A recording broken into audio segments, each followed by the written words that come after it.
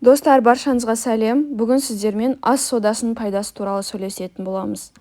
Видеоны көрмес бұрын, тыңдамас бұрын сіздерден подписка жасап, лайк қоюды ұмытпаңыздар. Менің видеоларымды жоғалтпас үшін.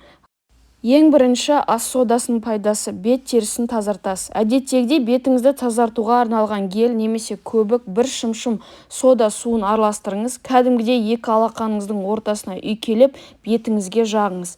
Бірнеше минут осы қоспамен бет терісін жұмсақ уқалап, соңынан салқын сумен шайыңыз. Бұл нәзік тазартқыш бетті өлі клеткалардан арылтып жұмсартады, қабынудан сақтайды және емдейді. Екінші, ас содасы арқылы безеуден емделіңіз. Бетке безеу қаптап кеткенде сода қосылған сумен шаю керек. Бұл қоспа бет терісін құрғатып, қабынудан азайтады. Ірі безеуге тіпті сода ботқасын жағып бірнеше сағат жүріңіз. Мұндай емнен кейін безеуден тез арыласыз. Бет терісі нәзік болмаса, маска жасаңыз. Бұл үшінші әдіс. 2 ас қасық ұн не крахмалға 1 шай қасық ас содасын қосып, 1 шай қасық жылы сумен араластырыңыз. Осы ботқаны таза бетке дөңгелете жағыңыз. 10-15 минуттан кейін жылы сумен жуыңыз. Мұны аптасына 1 рет жасап тұру керек. Шаштаразға барып, прическа жасаттыңыз. Кейін қанша жусаңыз да шашыңызда лак, гель, басқа да косметикалық заттар қалып қоюы мүмкін. Сондықтан оны жуарда сусабыныңызға 4-тен 1 бөлігін ас сода қосыңыз. Шашыңыз жұмсарып, жылтырап шыға келеді.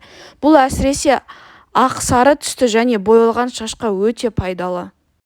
Тісіңізді ағартыңыз. Тіс тазартатын щеткаңызға тіс пастасымен бірге сода жағыңыз. Бұл қоспа тістегі қара қоңыр дақтан арылтады. Мұны аптасына 1 рет жасап отырсаңыз да жеткілікті. 6-шы әдіс: тіс етін емдейді. Тіс еті қабынғанда сумен араластырып, ас содасынан ботқа жасаңыз. Оны сұқ саусағыңызбен іліп алып, тіс түбінің етіне жағып, щеткаңызмен абайлап жұмсақ ысқылаңыз. Ас содасының 7-ші пайдасы: жағымсыз иістен құтылыңыз. Түрлі бактериялардан ауызда қышқылдық пайда болып, тіс эмалін бұзады, жағымсыз иіс пайда болады. Бұдан ас содасы арқылы арылуға болады.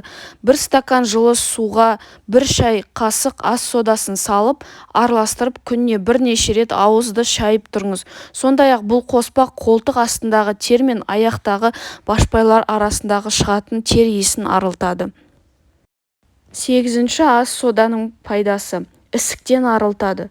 Сұйықты көп ішкеннен кейін көздің айналасы ісіп кетсе, таңертең дереу соданы суға араластырып, осы қоспаға мақтаны салып, көзіңіздің айналасына жапсырып 10-15 минут жата тұрыңыз.